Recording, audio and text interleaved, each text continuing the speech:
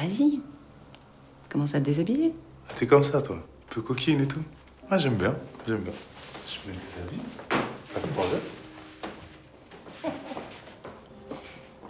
Quoi? Eh, tu vas où, là? One late night in Paris, Driss is driving his employer Philippe through the city. When waiting in traffic gets too boring, Driss breaks the speed limit and begins driving quite fast, dodging other cars and ignoring traffic signs. This causes the police to go after him, and Driss bets €100 that he can lose them. But after driving under a bridge, the cops catch up by ambushing them from both sides. Driss doesn't look too worried though, and this time he bets €200 that he can get them an escort. The cops make him leave the car and he starts acting, behaving offendedly and telling them Philippe can't move and he was taking him to the hospital. The officers find proof when they see the wheelchair in the trunk, and when approaching Philippe, they see him convulsing, which is also an act. Seeing as it's an emergency, the cops forgive Driss for breaking the speed limit and offer to escort him to the hospital. To celebrate winning the bet, Driss plays September by Earth, Wind, and Fire, and when they arrive at their destination, he shares a smoke with Philippe as soon as the cops are gone. Driss promises he'll handle it and drives them away just before the hospital staff can find them. This friendship began many months ago. Philippe and his assistant Magali are holding interviews to find a new caretaker for him, but it isn't going too well, as all the applicants give very standard or awkward answers to their questions. They're suddenly surprised when Driss storms in, ignoring the fact that it isn't his turn yet.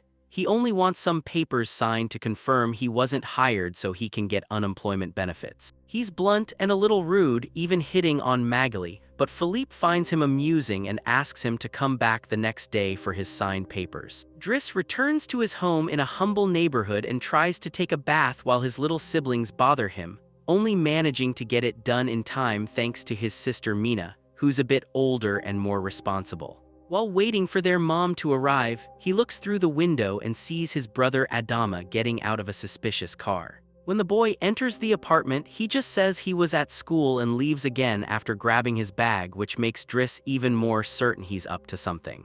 In the evening, their mom arrives. Driss gifts her a Fabergé egg he stole and says he's been on vacation. She isn't happy to see him. He disappeared for 6 months without calling, and now he's shown up as if her home were a hotel. As she's done with all his lies and has other children to care for, she kicks him out and tells him not to come back. Driss spends the night smoking and snacking with some neighborhood friends. The next day, Driss returns to Philippe's house for his papers and is greeted by the housekeeper, Yvonne, who shows him around and explains Philippe's daily routine. She also shows him the room he would get, complete with a private bathroom. Driss can't help staring at the bathtub before he's brought to Philippe, who offers the signed paper, but also a job opportunity. Driss accepts the 1-month trial, and Philippe bets he won't last 2 weeks. After bringing his things to his room, Driss is trained on how to take care of Philippe. He must learn how to stimulate his legs, put him in the wheelchair, help him shower, and change his clothes. Things get awkward when Driss finds out he must put on high stockings and even clean Philippe's butt after the bathroom, but no matter how much he complains, he eventually accepts it as part of the job. Later, while enjoying a snack on the roof, he's interrupted by Philippe's daughter Alyssa and her boyfriend Bastien, who are looking for a private place to make out. Driss kicks them out after refusing to share his beer. Driss quickly adjusts to Philippe's routine, even if he makes a few beginner mistakes, like handing the phone to Philippe instead of putting it to his ear or forgetting the baby monitor while bathing. He also learns to organize the mail into folders, most letters he opens, but there are private ones he's not allowed to read. When he finds a flyer promoting female escorts, he starts a new file just for those instead of throwing them away like Philippe said. It's not all work. Driss still finds time to enjoy himself, trying to flirt with Magali unsuccessfully and sometimes calling escorts to join him in bed. One morning, after Yvonne comes to scold him for being late, she finds dangerous weapons in his bag but doesn't comment on them, yet. That day, Driss is supposed to drive Philippe around, but he refuses to put him in the back of a van like cargo.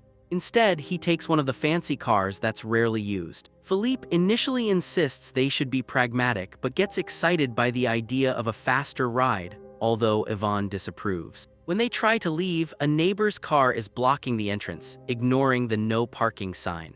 Driss wastes no time and threatens the guy until he moves the car. Philippe is impressed. Yvonne disapproves again.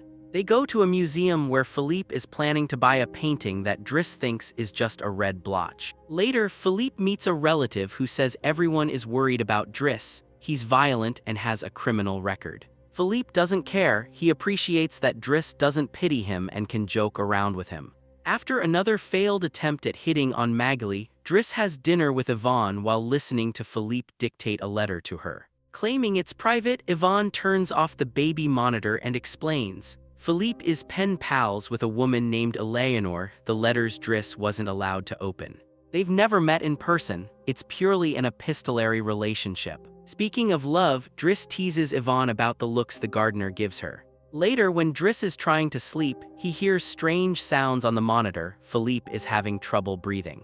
Though he tries to ignore it, he can't, and gently helps Philippe through the attack with calming words and a wet cloth. When Philippe wakes up again saying he needs air, Driss doesn't hesitate. He puts him in the wheelchair, bundles him up, and takes him for a stroll by the river. It's the first time Philippe has seen Paris at night in a long while. He explains that sometimes the medicine isn't enough. He experiences phantom pain. When they pass some girls, Philippe admits he can't please a woman anymore but still finds joy in sensitive areas, like his ears. When pain threatens to return, Driss offers him a joint. Philippe is skeptical but ends up loving it. Afterward, they share a meal at a restaurant and joke around as Philippe tells his story. He met his wife in college, but she had 5 miscarriages and was diagnosed with a terminal illness. That's when they adopted Alyssa. He loved competitions and extreme sports. Paragliding gave him that thrill. But a crash caused by bad weather broke his vertebrae, though he says his real handicap is life without his wife. After more joking, Philippe realizes Driss has passed his 1-month trial. He's officially hired. But he must return the Fabergé egg. His wife gave him one every year and he has 25 of them. The next day, Driss talks to Mina, who's upset because he hasn't answered her texts except to ask about the egg. She also says the police have been calling. Then he visits Adama, who admits he was caught with 30 grams. Driss tries to take him to lunch, but Adama refuses and gets into the same shady car from before. Later, Driss is allowed to be present while Philippe dictates a letter to Eleanor. Driss finds the writing too flowery and says Philippe should be more direct. He's shocked that they've been writing for 6 months without exchanging photos. When he finds her phone number, he takes it as a sign and calls her, forcing Philippe to speak to her for the first time. The call goes well and Philippe begins talking to her constantly, even before going to the opera where Driss laughs at the costumes. The next day, Driss convinces Philippe to send Eleanor a picture and chooses one of him in his wheelchair. Later, while Driss is painting, Alyssa bursts in to ask for cigarettes and mocks his artistic attempts. Angry, he kicks her out. Meanwhile, Philippe asks Yvonne to replace the photo with one of him before the accident. She hides the old one in the escort file just before Driss arrives to complain about Alyssa.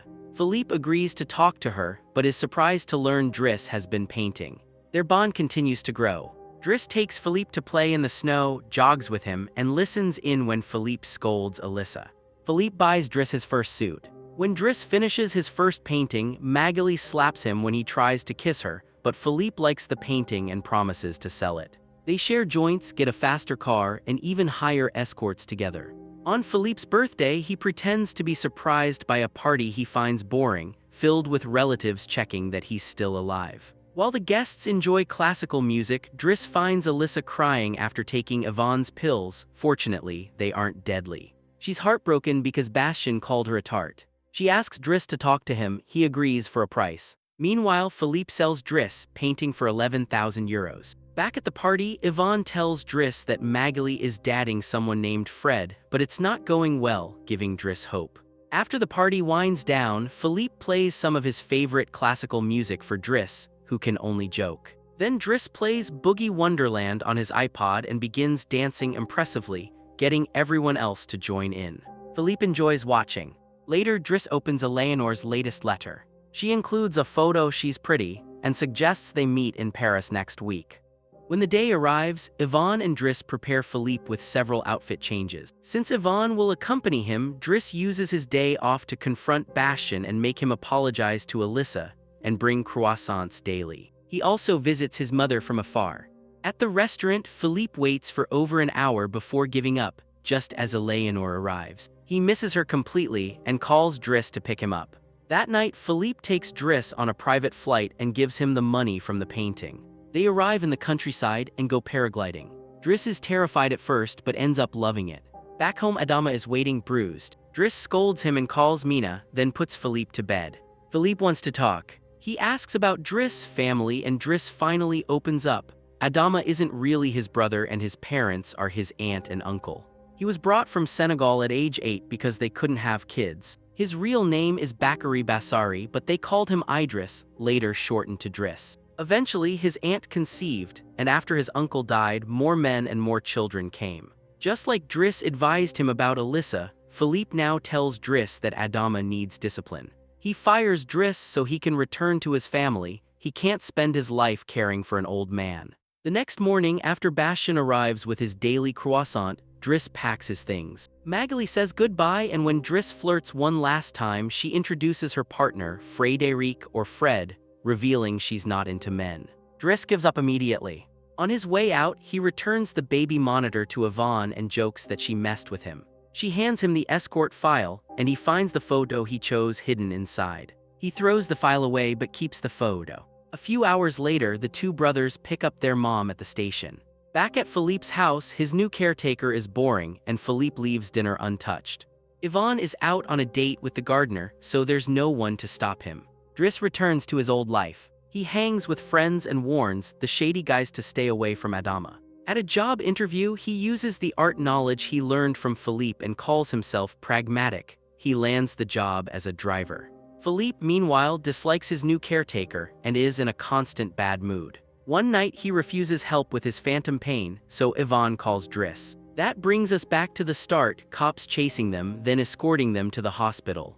After the adventure, Driss takes Philippe to the coast. The sea calms him. Sometime later, Driss trims Philippe's beard and drives him to a restaurant. He doesn't stay because Philippe has a date, Eleanor. Driss wishes him luck and returns the egg before leaving. Philippe, nervous about being alone, is delighted to see Eleanor, who doesn't mind the chair at all. The real Count Philippe Pazzo di Borgo now lives in Morocco. He has remarried and has 2 daughters. The real Driss, whose name is Abdel Yasmin Selou, runs his own firm and is also married with 3 children. The 2 men remain close friends to this day.